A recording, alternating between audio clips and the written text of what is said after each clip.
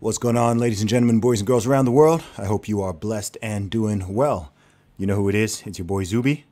Thank you for tuning in. I see we got a couple people in the chat already. I am assuming everybody can hear me and see me okay. Please let me know in the chat just to be certain. But in today's live stream, I want to talk about a whole bunch of stuff. Last week was pretty crazy, as you can see in the title. I wasn't expecting it, but I was retweeted by the president of the USA. Donald Trump retweeted something that I'd put out in response to some comments that Joe Biden had made, which echoed some comments that he made a while ago, which I also commented on. So I want to talk about this whole experience. I want to talk about Joe Biden's comments. I want to talk about why I think I was retweeted, and I want to talk about the effects of being retweeted by President Trump, because as you can imagine, that was a little bit crazy. Brought a lot of attention my way, both positive and negative, so we can talk about that. And I also want to talk about being a notable exception. I want to talk about being a free thinker. And I also want to let you guys know that I've got some new merchandise out, which is literally, I just released it about 20 minutes before going live. So if you want to see it now, if you go to teamzuby.com, then you can check out the brand new merchandise. If you use the code DAYONE, that's DAYONE, right? Like the full word, day one, then you can get £5 off any of my caps. You can get the Team Zuby ones, the new notable exception ones, the OK Dude caps, anything you want, get £5 off if you order today. So that's just a heads up. I will remind you later on. But as usual, if you're new to the live stream, then thanks for tuning in. What I always do is I open up with a Q&A. So if you guys have any questions for me, got anything you want to ask me, just drop it in the comments right now. There is no obligation to make a super chat, but if you do make a super chat, firstly, it helps to support my work and support the channel, and also I will prioritize your question. I always make sure I answer any super chats, so feel free to drop one if you want to. So yeah, just drop the comments, drop any questions that you've got in there, and I will get to it. So lots and lots of people are joining. So what I'm going to do is I'm going to give it a couple minutes. I'm going to chill out for a little bit before I get into discussing what I really want to discuss. So I'm going to open it up for the Q&A, and let's start it right there. Okay, let's see what we got. Someone wrote they forgot how to spell day, so thank you. Okay, let's see what we got in the questions so far. Have we got anything new? Some people are saying they're new to the live stream. Thanks for tuning in. We do these, I try to do them every Monday at 8 p.m. UK time. I'm trying to stick with that. Hey, what's up, Taylor? Thanks for tuning in. She's saying, where's this tweet? Gotta find it. So wicked. That's a good point. I will actually dig up this tweet myself so that you can see what it is. I do need to I should actually pull that up myself exactly so that I can quote it. Let me see. I gotta find it. Okay, let's see. Okay, I have found it here. So I will talk about this. I'm going to talk about this all in some detail because it's funny, but it's also kind of deep as well. It's kind of deep, especially especially in light of some of Biden's previous comments as well. So let's see what we got on the questions. Question from Will: Why can't I listen on 2x speed? I think you know the answer to that, Will, given it is a live stream. But let's see what we got in terms of questions. What country do I reside in? The UK. I am from the UK. I know I don't sound it. Someone's asked, how does it feel to be retweeted by Grandmaster Trump? I will talk about that. I'm going to talk about that. Someone's asked, what do you think of the situation with Jonathan Isaac? I know nothing about that. I don't know who Jonathan Isaac is. Question from Connor. How are you? I am doing very well, thank you. I'm doing very well. Blessed and highly favored, as always. Do you think the world is being forced into a new age? Nah. I think some people are trying, but no, I don't think it's going to happen. Someone's asking, when am I going to drop another track? I'm going to be writing over the next couple months, and I'm going to drop a whole new album next year. Ginger Rob, will football ever come home? If you're talking about the UK, I don't know, man. No guarantees there. No guarantees there. Okay, I'm going to take a couple more questions, and then I'm going to get into the conversation. and I will open up the Q&A again later on. I see we got almost 150 people watching already, which is dope. So thank you for tuning in. Question from I guess that's Liam. Are you looking to add more branches to your career?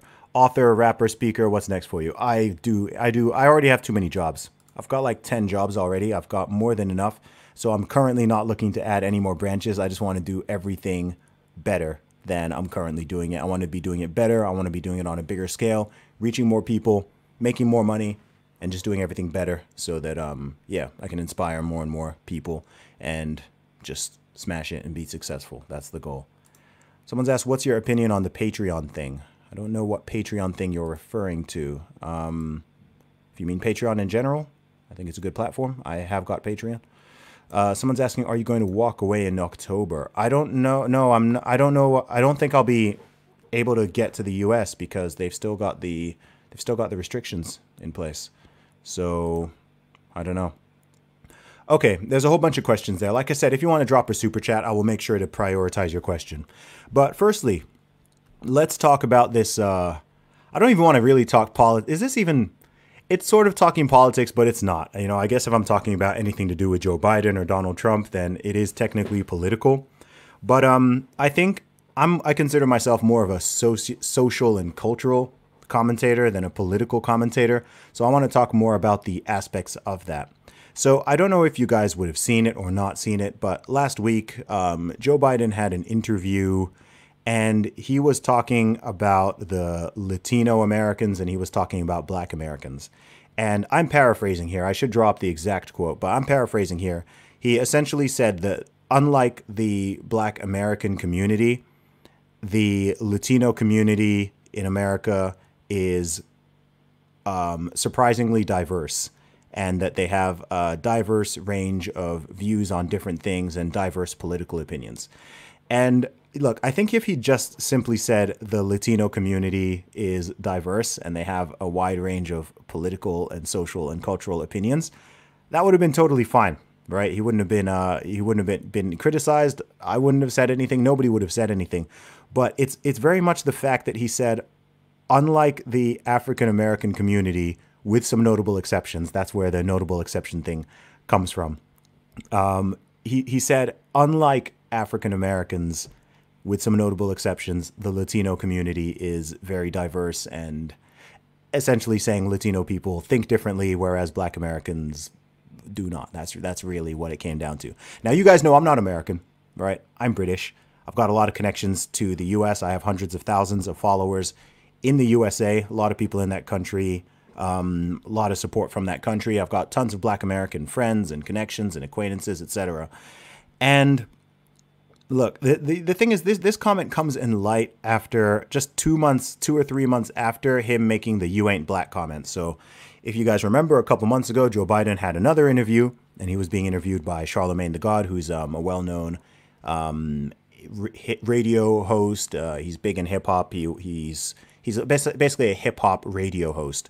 And Charlemagne's a little bit skeptical of Biden, as he should be. I think you should be skeptical of any political candidate, especially with such a track record. And he was asking Biden, you know, why should a Black American vote for him over Trump, etc. And he, at this point, you guys may remember, he said, look, if you're thinking of voting for Trump instead of voting for me, then you ain't black, right? And that caused quite a stir. And then he follows it up with another comment, which is essentially suggesting that Black Americans are a monolith, right? That they all just think the same. They don't have intellectual diversity amongst themselves. You know, you're talking about 40 million people here. So the point with this is that this is a trend, right? And stuff like this to me is really revealing, all right? It's really, really revealing as to what he really thinks, right? And I think a lot of people do think this, but they won't say it out loud, right? A lot of people, especially in the Democratic Party in the USA, right? And look, I understand that the vast majority of Black Americans who do vote for the Democratic Party. And I have my own views on that. I'm not a Black American, but I can tell you if I were, I would absolutely not be voting for the Democrats, right? Certainly not in 2016, not in 2020, probably not for the foreseeable future. And there's a whole bunch of reasons for that. But it is a fact that the vast majority, like 90% plus in most cases, do vote for the Democratic Party. And like I said, there's a lot of questions around that, a lot of reasons for it, some known, some unknown, lots of peer pressure, etc. But that itself does not mean that this whole group of 40 million people is homogenous in terms of their thoughts, their cultural opinions, their social opinions, their political opinions, etc. And it's extremely condescending, and it's actually directly, I will actually go as far as saying it is racist to say stuff like that, right? Firstly, to say that people are not black, to play this game of, all right, I'm going to try to revoke your black card, I'm going to take away your blackness. Like, you've got a 70, almost an 80-year-old, white dude who's been in politics forever, who's talking about, having the power to take away people's blackness, right? Like, that was offensive enough to begin with, right? It's very presumptuous. It's condescending. It has this sort of like ownership mentality. Like, he's just entitled to everybody's vote, right? Like, he can just say whatever he wants. He can just do whatever he wants. And he's like doubled down on this now, right? So he's basically said the same thing again, right? He's still saying, look, black Americans are a monolith, with some notable exceptions. And so like their votes are just a given, right? He doesn't have to work for anybody's vote. Well, anyone in this demographic's vote.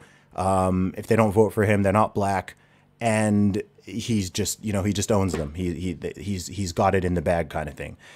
And stuff like this is extremely offensive to me. Like, you guys know, I'm no snowflake. I'm not someone who calls out racism on everything, but I think this kind of thing, like I say with Biden, I don't think he's unique in this regard, but I think he's the one who says the quiet part out loud. And I do think that a lot of these politicians, a lot of left-wing politicians in general, Biden's not even super left-wing, right? But the whole Democratic Party, they just have this thing, like they own black people, like they own black Americans. And that is, man, like, again, as an outsider, I find that like super offensive. If there was a politician here in the UK who suggested that if I don't vote for him, that I'm not really black, and who says that like black people or black British people don't have intellectual diversity, or says like the Asian community in the UK, unlike the black community, is very diverse and they actually think differently on a range of different, like, I would absolutely not be able to vote for that person, because to me that's a very clear sign of what they really think, right? That's what they really think. And they just think that, this is like, I don't like identity politics in general, but this is the thing. It's like when people start seeing people just as collectives rather than individuals, then that's when you get this type of bigotry and condescension and this sort of like paternalistic racism, right? It's not like direct offensive racism. It's this very paternalistic, like, oh, I know what's best for you and I kind of own you sort of thing. And that is what I hate. It's really insidious. And that's actually probably the type of racism I think is most commonplace these days and most widespread. And it's in so many institutions. It comes from so many politicians. It comes from school teachers. It comes from professors. It comes from all kinds of people, just general citizens who all just think like they have ownership over you, right? And that if you don't think like they do, then, and this is how you expose people like this, right? Because all you have to do is disagree with them, right? Just disagree with them on something and you see what names they call you, right?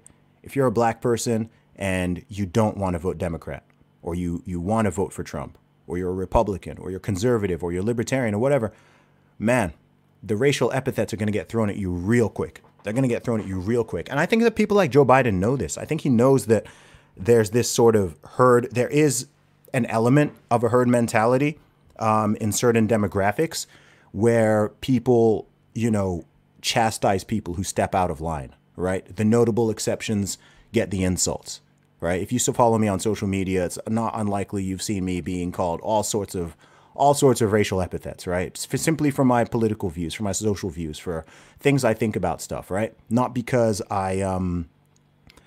and it's like these people think that they can just keep you in line. They think they can keep you in check all the time. And like, free thinking black people have always been a threat. right? And I'm not saying this to play any type of identity politics game, because you guys know I'm not obsessed with the racial stuff like a lot of other people are. But that's the truth, right? Free thinking black people have always been a threat to the system. It's like they either want you, it's like, you know, a lot of these politicians, it's like they like you, they like your votes, right? They like black votes. But when it comes to actual, like the actual people and individuals themselves, they don't see individuals. They just see like a collective. They just see in America, they just see this thing called the black community, which comes with the black vote, right? And they just want the black vote. But in terms of actually doing something for these people, in terms of treating them with respect, with dignity, and being totally fair and totally equal, man, I don't know about all that. I don't know about all that. And, you know, people like to call the other side racist. But, man, as far as I'm concerned, I've never heard Trump say anything remotely near as racist as those two Biden comments, honestly. And I say that seriously, right? I think Trump has said a few things which are certainly could be construed as being racially insensitive. Like there's a couple things where I've been like, that one was a bit, I wouldn't have said that one. But in terms of himself feeling superior, or feeling like this whole demographic just owes him, or that he can take away their ethnicity, he can take away their heritage, he can just take something away from them if they don't vote for him, and that's kind of making a threat, essentially.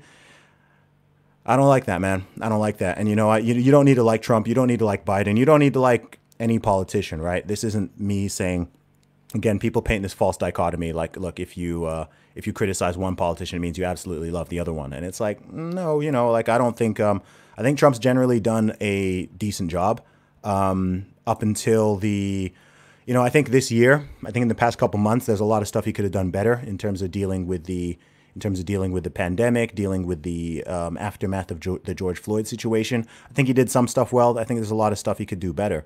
But look, man, Biden is everything that, in my perspective, Biden is everything that people accuse Trump of being, but worse. Does that make sense? Like, I don't think Trump is everything at all that he's accused of being. I certainly don't think he's a Nazi or a white supremacist. I don't think he's racist. Like, all this stuff people throw, like all this generic stuff they throw, I don't think he's that. But like Biden, firstly, the guy is, he's cognitively gone, man. Like, and I don't say that to be mean. I say this as like, I kind of have a little bit of sympathy, man. The guy's almost 80 years old. He's almost 80 years old. And you get some people who are 80 and they're still sharp. But, yeah, but he's not. Like, his mental acuity is really, really going down. It's really, really going down. Like, he can't string together sentences. He's bumbling. He's making like really obvious mistakes. And I don't know, he's kind of like lashing out at people. He had another interview last week where, and it happened to be a black interviewer, and he was just asking him if he'd taken a cognitive test. And he said, have you taken what did he say? He said something like, did you take a test for crack or cocaine before this? Like, are you a junkie or something? I was like, again, you know, it's just like, what is that statement? Like, I don't know why it's such a strange response. Like, I just don't think he's all there, man. And I don't know, man. America's a weird country in a lot of ways. Like, I love America, but I do find it bizarre that of a country of 330 million people, that year after year, the options when it comes to the presidents are, they always seem to be a little bit lacking, man. They always seem to be a little bit lacking. And it's odd. I just don't know how you can have two, you know what I mean? Like two such obviously flawed candidates in every election, right? It happened in 2016, happened in 2020. It just seems to keep happening. And I know there's a lot of money involved, and it's not like anybody can just run or whatever, but I don't know. It's a weird one. But yeah, I didn't really even, like I said, I don't want to get super political. Like, to me, it's just like this type of condescending racism. I kind of wanted to highlight that because it's not uncommon. It's really not uncommon. And it is offensive. It is offensive. It's like when you make these assumptions and prejudgments on entire groups of people, and you just suggest that you are superior to them in any way, or you suggest that like you have some kind of ownership over them or some control over them or anything like that. And it doesn't have to be along racial lines. It could be, you know, like same with, I don't know, if some politician just, I mean, this did kind of happen in 2016, right? Like, people sort of said that to women that if they didn't vote for Hillary Clinton, then they have internalized misogyny, or like they're victims of the patriarchy or something like that. And look, Hillary Clinton's not entitled to your vote just because she's a woman. You know, what kind of nonsense is that? Women can think freely as well. Everyone can think freely. And we can, you know, people can vote for whoever they want. They can agree, they can disagree, whatever. But you shouldn't assume someone is going to subscribe to any given ideology or belief or whatever it is simply based on their immutable characteristics, right? That's sort of really what I want to get at. Now, I want to go back to the chat. I've seen a couple of things have popped up here. There's got the first super chat of the day is from Sir Roderick Spode. He sends £5. Thank you very much. He wrote, "You mad lad, Zub. Great chat the other week with Mike Graham on Talk Radio. Made my day hearing you on there while stuck on the M25. Thank you very much, man. I appreciate that. I'm glad you enjoyed the interview. More interviews to come. I feel like there was another super chat. Did I miss one? Let me see here. Let me see. Okay. This is from Yoki Tate. He sends $5. He wrote, "Now you really have to revisit the USA. That retweet put you on the radar. Trust a lot of us Black Americans will be voting for Trump." Okay, yeah, so there we go. I mean, it would be interesting to see how many Black Americans end up voting for Trump this time around. I mean, I know a lot of them. I certainly know a lot of them. But that's just anecdotal. It'll be interesting to see. It'll be interesting to see where things go. You know, it'll be interesting to see where things go. But yeah, I don't know. But yeah, talking about the retweet. So let me see exactly what I said on the situation. So I like to make jokes about things that I think are silly, and so I tweeted this. I wrote, "I've updated my Twitter username to stand in solidarity with my Black American friends who first had their blackness snatched by Joe Biden before he proceeded to tell them that they are all monolithic lemmings." And I wrote #notable exception. So this is the tweet that got retweeted by President Trump. It got, man, 49,100 likes and over 12.5 retweets at the time of recording this video, which is insane. I saw he shared it on his Snapchat as well. So I wasn't expecting this at all. It's funny. I've had you get the people with Trump derangement syndrome who start attacking you for stuff because they randomly see that Trump mentioned you, and so they kind of go crazy because they think that anything that Trump likes or touches must be destroyed. But yeah, firstly it was cool. Like I was actually logging off, and suddenly I started getting all these messages on my phone by people saying, yo, Trump just retweeted you. The president retweeted you. So I was like, wait, what? What are you talking about? And then I went on there, boom, saw it. So it's a big honor. It is an honor. Like I don't care who's in the White House. If you get retweeted by the president of the USA, then that is cool, right? That is cool. I would have said the same thing about Obama, about Bush, about Clinton, about whoever, right? It's just it's a cool thing to happen, and I just wasn't expecting it. I was just kind of like, whoa, yikes, this is kind of crazy. But I think I don't even know. Like the response to it has just been crazy. I mean, the vast majority of people have been supportive. Of course, you always get people who are going to get angry. People are going to attack you. People are going to make huge assumptions about you, right? You get people saying, oh, like, firstly, everybody thinks I'm American. So you get people who are like I don't even vote. I don't vote. I can't vote in the U.S. elections. I don't really have any dog in the fight.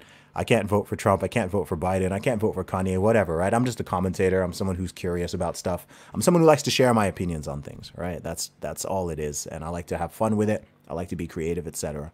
So seeing some of the responses has been pretty hilarious. Definitely gained a whole bunch of new fans off of it.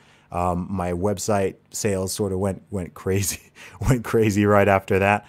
Just started getting a lot of people buying my music, buying my merchandise, checking out my stuff, which is really cool. Like, that's potential new fans. Maybe some of you tuned into this live stream, discovered me off of that retweet, which is cool. If so, welcome. And then, of course, you get the haters. You get the people who are saying, like, oh, of course, you get the racial epithets, right? You get you're an Uncle Tom, you're a coon, you're a house N-word, like... It's very predictable, but it's also very sad. But this is what I was kind of talking about before. When there's this big demographic of people big demographic of people who really, really, really think that they have ownership over you as a black person. Like, this is just the reality of it. Like, it goes beyond Biden's comments. That's why I thought it was so interesting, because obviously he's a presidential candidate and he's saying these things. But this is what I was saying, is that this is one of the most pervasive forms of actual racism that I see in the modern world, right?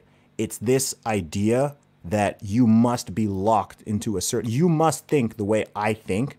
You black man, you black woman must think the way I think. And if you don't, I'm going to call you names. I'm going to insult you. I'm going to disparage you. We're going to try to take away your blackness. We're going to say you're not really black. We're going to say that you're, tap dancing for the white man, or you're doing this. Like, all sorts of really ugly slurs, ugly metaphors, everything like that. And to me, that's true. Like, a lot of the people who say this sort of stuff, who spit this sort of venom, these are the people who claim that they are against racism. This is the hilarious part of it, right? It's like projection. So these are the people who claim to be fighting all these good causes. They'll have Black Lives Matter in their social media bio. They'll be talking about this. They'll be talking about anti-racism. But as soon as you scratch the surface, so many of them have this really vicious racism underneath them, right? They really do. And I'm trying to wake people up to it, because so many people don't see it. So many people don't see it because it's a little bit more hidden, because it comes masked as compassion, right? If someone has hashtag Black Lives Matter in their Twitter bio or their Instagram or whatever, they think that sort of indemnifies them from any sort of racism or bigotry or prejudice, etc. And it really doesn't. In many cases, like I said, just disagree with that person and see what thinks, right? Tell them you have an issue with the Black Lives Matter organization or the movement. See what they call you, right? If you're not black, they'll say that you're racist. If you are black, they'll call you all sorts of racial epithets, and they'll say that you're selling out your race, etc. Even if you give very nuanced, very clear, very detailed reasons as to your position, right? Tell them you're more conservative. Tell them you're more liberal, whatever. You'll really see, like, once you see it, you can't unsee it. Like, if you experience it, if you just see it, then if you've ever seen it, then you know exactly what I'm talking about. You'll know exactly what I'm talking about. And this is my thing. Like, my point, my position has never, ever, ever been to tell people who they should vote for, tell them what they should think, tell them what they should believe. Like, I put out my views. I'm happy to have discussions with people, whether they agree, they disagree, whatever. We can debate on that. But my job is not to tell anybody who they should vote for, let alone threaten them or put pressure on them or insult them because they think differently or they vote differently or all that kind of stuff. It's just ugly. It's just ugly, and it leads to more division. It shows that a lot of people are not what they claim to be, and it's just blatant hypocrisy, and it's just unpleasant, right? I don't think it's that hard wow, I see we've just cracked over 300 people tuned in live. I think that's a record. So thank you very much for everybody who's tuning into this. I appreciate it. I'm going to be opening it up for a Q&A soon as well. So if you want to drop a super chat to make sure I get to your question, then I would recommend that. Or just leave a question and I will try to get to it in the comments. I'll be opening it up for a Q&A in a moment. Let me just finish this thought here. So yeah, I don't know. It's my message always just comes back to just be decent, be fair, be kind, don't be mean to people. Don't insult people for no reason. Don't cuss people because they think differently. Don't think you have ownership over people. Don't think you can control people. All that kind of stuff. It's very, very basic to me. It's very, very basic to me. But I think especially when it comes to the online world, when dealing with strangers or even with some people dealing with people they know, it's so much easier to just be venomous and to attack people and to insult people and to just be deeply, deeply unpleasant. And I try to put out the opposite of that. I try to encourage people to think. I try to encourage people to be positive, to be happy, to strive, to self-improve, to do all of this. It's like there's so much negativity out there, and it's intentionally going to ramp up, right? People know 2020, certainly in the US, it's an election year. So they're going to the media is going to come out guns blazing. They've been doing it all year. They're going to come out guns blazing, trying to divide people even more down these partisan lines. And just don't fall for it. You know, just don't fall for it. Like I say, it's fine to have your beliefs, your convictions, your perspectives, everything like that. And that's cool. And that's what you should vote along, right? But you shouldn't just vote for someone because you feel like you're going to be bullied if you don't. You shouldn't just vote for someone because like you were told that you are supposed to, or you're no longer a member of your race or your ethnic group or your community. All that is nonsense, man. All that's nonsense. So yeah, I think I've made my point on that one. But yeah, I'm gonna look in the chat right now. Let's see what we got in terms of the questions. Okay, let's see. I don't even know where to begin on this. Just a lot of comments here. Let's see. Are there any questions? Are there any questions? Let's see what we got. Let's see what we got. Okay, looks like a lot of people came over from Sydney Watson's video. Thank you. So yeah, she did a video on white privilege. I did a little commentary on why I don't think it's a useful concept and why I think actually it's a really bad idea to be peddling throughout society. So you can go check that out. Shout out to Sydney Watson. She's got a big YouTube channel with over 400,000 subscribers. So definitely check that out. It's a question from Ginger Rob. Do you see a BBC appearance anytime soon?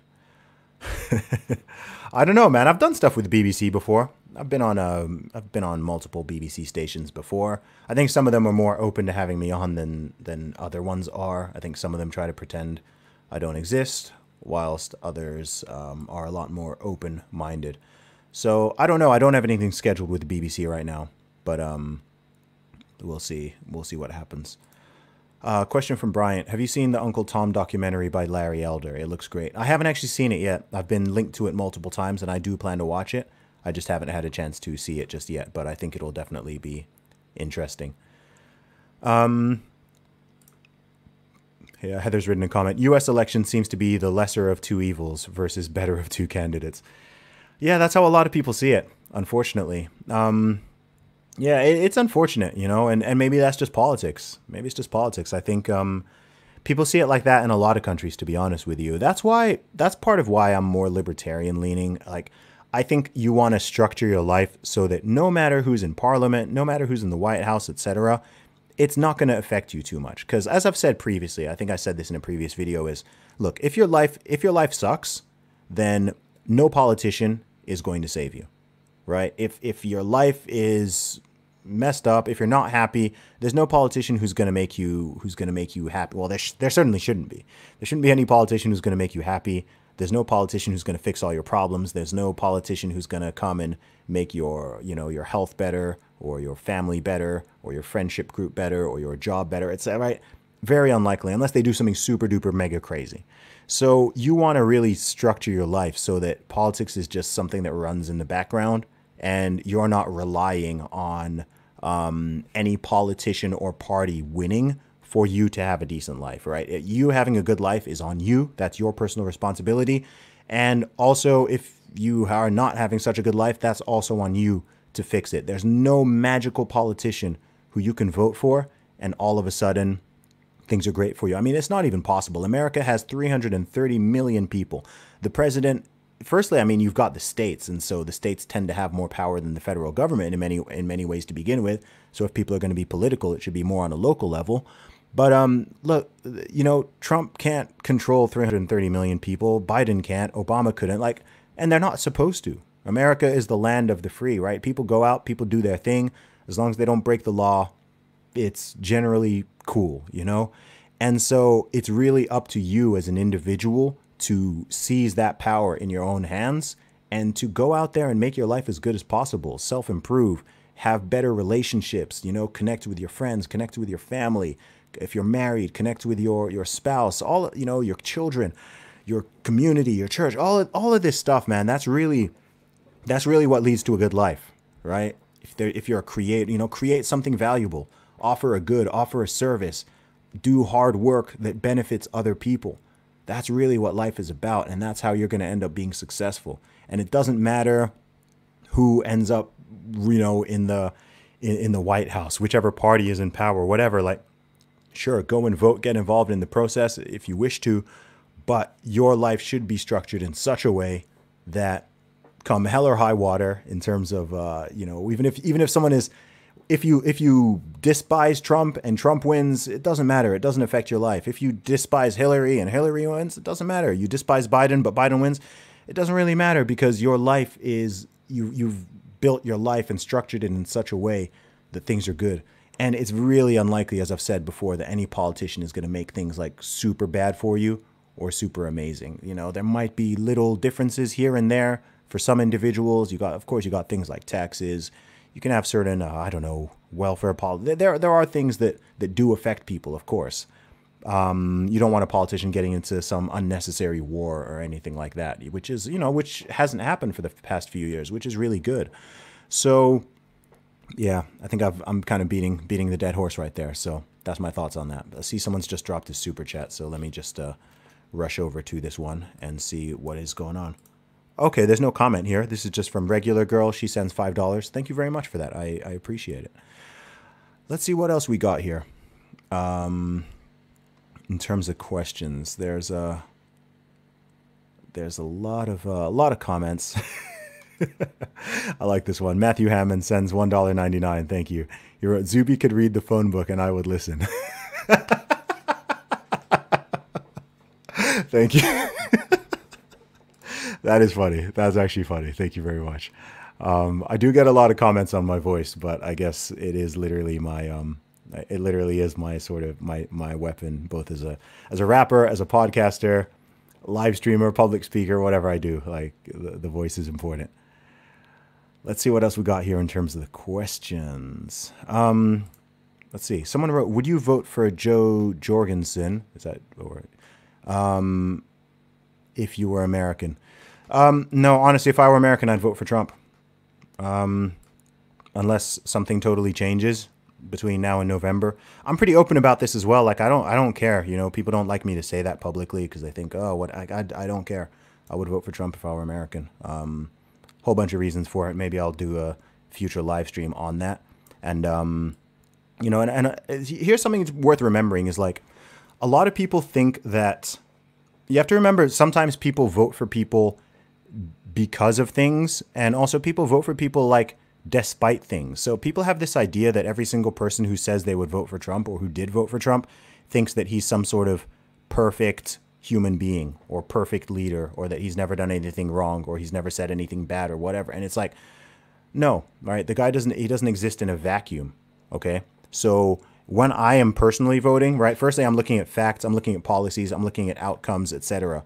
Other things play a role, personality and, how well they give a speech, all that stuff plays a role. But to me, that stuff is kind of a backseat, right? If the policies I generally agree with, if the leadership I generally agree with, if the outcomes of it, if the person is getting results and positive outcomes as far as I'm concerned, then that's the person I'm going to go for, right? Whoever I think is going to pilot the plane the best.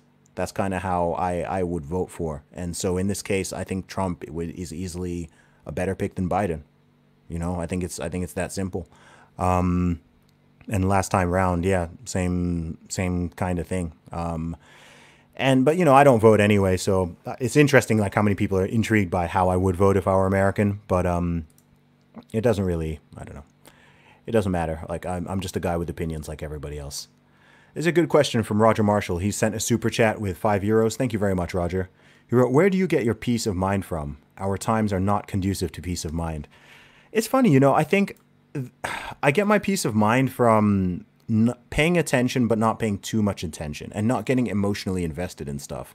So, for example, like, we've been talking about Trump and Biden and in the UK, of course, over the years, we've had Brexit, we've had Boris Johnson's elections, all this kind of stuff. And I'm just emotionally detached from it, right? I try to be fairly objective. Like I'll give my opinions, I'll give my personal thoughts and preferences, but I'm not emotionally invested in a lot of stuff, right? I'm emotionally invested in my work. I'm emotionally invested in my relationships, my friends, my family, my music, everything that I do.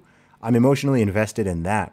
But when it comes to like the day-to-day political stuff or this or that or this issue or that issue, I'm busy. I'm busy. And I get peace of mind from, doing the things that I enjoy. I'm blessed to make a living doing things that I enjoy. And that certainly helps. I have fantastic relationships. I've got fantastic family. I've got a fantastic audience, a fantastic fan base, all of that. So for me, that's where a lot of peace of mind comes from. And if I just want to unplug, then I just unplug. If I'm feeling like everything's getting too much, it's getting too hostile, people are getting too angry, I can always log off, right? I mean, I don't have a TV in my house. I don't watch the news. So it's, yeah, it's kind of that simple for me. It's kind of that simple for me. We got another super chat here. This is from someone called I'll Fight You Naked. Sends $5. Brett Weinstein has proposed an alternative for the November election. Unity2020.com. Okay, that's something to have a look at. So we will see. And thank you for the super chat. I appreciate it. So yeah, we got some questions here. Some points. People are saying things like someone's written here: vote policies over personalities. I generally agree with that. I generally agree with that. Let's see. Someone else had an interesting question, but I can't remember.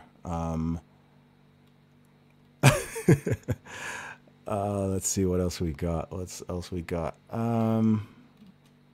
Yeah, I don't know. Someone's talking about some of the good things Trump has done. He wrote opportunity zones in inner cities, lowest black unemployment rate before COVID, donating millions to historically black college, universities, prison reform, etc. Yeah, exactly. Signed the first. Trump has done a lot of good stuff, man, but the media just hate him. So, look, people who have decided that they don't like him, they won't accept that. They won't accept anything that's like good that he does, right? They'll always frame it in the negative. Anything bad he does, they'll amplify it. Anything good he does, they just won't talk about it. That's just the reality, They don't treat Trump fairly.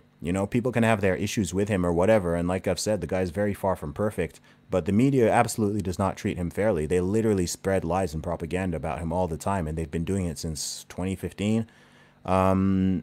So yeah, I don't know. Like, I see through it, and I'm not someone who subscribes to groupthink, so I'm not gonna just go along with what people say about him, especially if I know that it's not true. So those are my thoughts on that. It's really hard to keep up with the chats here, but yeah. Let's see. Okay, we got one more super chat here, so let me address this quickly. Have you heard the Jackery Johnson interview and the other cops in Portland? It gives a unique insight on who are the real racists and worth hearing. Is that the one with the police officer? Is that the one with the black police officer where he's talking about like the abuse he's getting from like the white Antifa people and stuff like that? Is it that one? I don't know. I don't know his name. I don't know his name, but there's an interview where I saw where it was a black American police officer, and he was just talking about like all the abuse that he's receiving from like white BLM supporters and stuff. Man, the jokes write themselves these days. Like, it's just ridiculous. It's just ridiculous. Imagine fighting racism by racially abusing a black police officer. Like, people just don't have self-awareness, man. A lot of people really just don't have self-awareness, man. But anyway, like I say, like I try to focus on the positive. And I know there's a lot of negativity out there, and I'm glad I can do stuff like this, which I think helps to sort of just keep people sane. I think people like this because it's a little bit of an outlet. But yeah, this is just my thoughts. Agree, disagree. It's totally fine, man. It's totally fine. Like, I don't know. It's not a dictatorship over here. It's not a dictatorship over here. Someone wrote, Trump could praise oxygen and some people would hold their breath. It's true, though. Look at what happened with the whole hydroxychloroquine thing, right? Like, I don't know all the medical details of how well it works and how well it doesn't, but how has the drug itself become political, right? Why are masks a political thing? Like, everything just becomes political because we just live in this silly time, And like I say, I think people just need to be, people need to be chill. People need to be chill. There's too much, there's too much emotional investment over things that, honestly, we have very little control over, right? The best you can do is, if you want to vote in November, vote in November. That's really the best you can do. If you want to really get involved in activism, etc., then you can. But I just think there are better things you can do with your life. right? If there's a cause you really, really feel for, then go ahead and be active for it, be a voice for it. But generally, life will serve you better if you look after your body, your mental health, your physical health, look after your relationships, look after your finances, do things that you enjoy. That's the way that you stay grounded and you stay happy. And overall, you just, you live a better life. So whatever nonsense the mayors are pulling, or the governors, or the presidents, or the prime ministers, whatever, right? As long as they don't encroach too far, then you will be okay, right? As long as you handle your business, take care of what you can, look after your family, look after your community, look after yourself, and respect yourself and treat people kindly, those things will take you magically far. Right? They'll take you really, really far. So while everyone else is still screaming about the nonsense, you'll be there. You'll be there getting ahead. That's what I recommend. So I'm going to open up for the Q&A again in 5 minutes, but you can drop a question right now. I'm probably going to live stream for about another 10 minutes. I don't think I'm going to hit an hour on this one because I don't want to be rambling for no reason. What I do want to let you guys know though is I have got new merchandise. So today I just released, in honor of Joe Biden's comments about the notable exceptions, I released a new range of notable exception baseball caps. So if you go to teamzuby.com, then you can get those. Teamzuby.com and use the code DAY1 to get £5 off any hat in store. I'm just dropping that in the chat right now. I'll put it in the description as well. But yeah, if you want to get the notable exception baseball caps, I got them in 17 different styles and colors. So I've got the snapback caps, I've got the curved peak baseball caps as well. Got them all in a whole bunch of different colors. If you're based in the USA, I've got the made in the US editions. If you're based anywhere, I've got the standard editions as well. So that is totally up to you. But like I said, if you want to get one, you can save $5 by getting one today. If you have any ideas for further merchandise which you're after, got a whole bunch of ideas floating out there. Lots of people hitting me with ideas. So I'm always open to listen to my fans, listen to my supporters, listen to my community, because to me, that's what it's all about, man. That's what it's all about. And I want to also say, man, like, I really appreciate you guys, man. Let me round out my speech by honestly just saying, like, thank you, right? Thank you so much for the support. For all, like, the past 18 months have been crazy for me. January 2019, I was at a crossroads. A lot of, didn't exactly know what I was going to be doing and stuff. And, stuff has gone crazy since then. Like, I've now reached well over 500,000 people across my social media channels, got hundreds of people tuning into the live streams, thousands of people, thousands and thousands listening to the podcast every week, thousands listening to the music. And I sincerely appreciate it. I've been working so hard for such a long time, man. I put my first album out in 2006.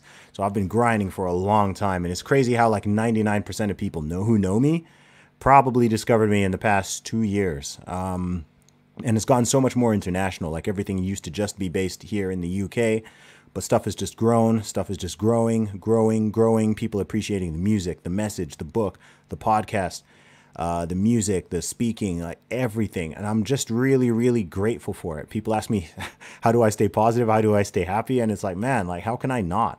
How can I not? I'm so blessed. And you are a part of that, right? So I just want to say thank you. I want to let you know that I appreciate you, because as my audience grows, it gets harder and harder to respond to everybody and to reply to everything and to interact with every single individual. And yeah, that's probably actually one of the hardest things, as things grow, because I used to be able to respond to everything. I used to be able to get back to every email, every DM, every mention, I just can't do it anymore, man. It's impossible. And it's going to be impossible from now on to get back to everybody, but I still get back to people when I can. And, I want people to just know, individually and collectively, massively appreciate you. Really, really appreciate your support. So, yeah, I hope I make that clear all the time, but just to be super explicit about it, I appreciate you guys. We just got a super chat that's come through here. This has come from The Power of Ozone. She sends 10 euros. Thank you very much. That's very generous of you. Hi, Zuby. Would you have fired Nick Cannon for his anti-white, anti-Semitic rant if you'd been his boss? Or how would you have handled it? That's actually a really good question, you know. That's a fantastic question. If I were Nick Cannon's boss, would I have fired him for his comments? That's a great question. And, man, I don't actually know. I don't know. Like, I think what he said was really, really, really screwed up. I think his comments were really bad. Would I have fired him? I don't know. I know that seems like a little bit of a cop-out, but I don't know. I certainly would have reprimanded him. I certainly would have, like, you know, I don't know, pulled him into an office and had, like, a very serious word about him and see, like, why he said what he said and go into it in a little bit more detail. Would I have fired him? I don't know. If I did, either way, the decision would not be based on, like, a mob. It wouldn't just be like, okay, this number of people on social media are calling for his head, so I'm going to fire him for that. It would really be based on my own conscience and what I think is going on with him and how he responds, right? Is he genuinely ashamed of what he did and he wants to, like, pull the video down and whatever, and, you know, he misspoke? Is it like something that he is doubling down on and he really, really feels that way? If it is, then yeah, probably I would fire him, because I wouldn't want someone who works for me who talks like that about any group of people, you know? So yeah, I think it depends. I can think of scenarios and situations where the answer would be yes, and maybe situations where the answer might be no. But I think it would depend on a lot of different factors. But it's a fantastic question. Really good question. Actually makes me think of my position on something like that. But I'm not Nick Cannon's boss. So yeah. Someone said that. Yeah, I agree with this totally. So Nick Cannon has the right to free speech. The boss has the right to fire him also. Absolutely. In terms of the rights, no question there. Like, both people, you know, I think people have, you know, the right to say terrible things, right? That's a right. Do I think they should? No. But they have a right to. I think, you know, companies have a right to hire, fire who they want. You know, work with who they want, whatever. Totally. It's their right. Do I agree with all firing decisions? Absolutely not. Do I agree with all hiring decisions? Absolutely not. But that's up to those individuals. And if they're private companies, that's really their business.